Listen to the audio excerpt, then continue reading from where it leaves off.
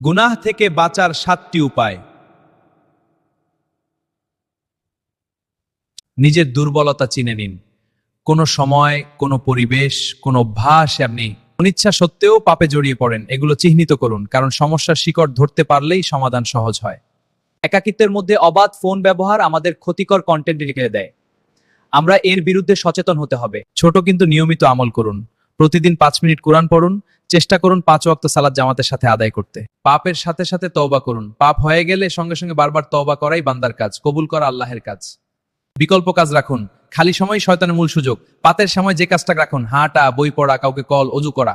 একা না লড়ে কাউকে যুক্ত করুন। বিশ্বাস একজন আলেম বন্ধু রাখুন, যাকে বলতে পারবেন আমি লড়ছি, দোয়া করবেন। একা লড়াই কঠিন। নিরাশ হবেন না। আপনি পাপ ছাড়তে চান, এটাই আল্লাহর পক্ষ থেকে টাকা। আল্লাহ বলেন, হে আমার বান্দারা, তোমরা আল্লাহর রহমত থেকে নিরাশ হইও না। আল্লাহুম্মা ইন্নী আউযু বিকা মিন শাররি নাফসি। অর্থ, হে আল্লাহ, আমার নফসের অনিষ্ট থেকে আমাকে রক্ষা করুন। ভিডিওটি সওয়াবের নিয়তে পৌঁছে দিন সবার কাছে।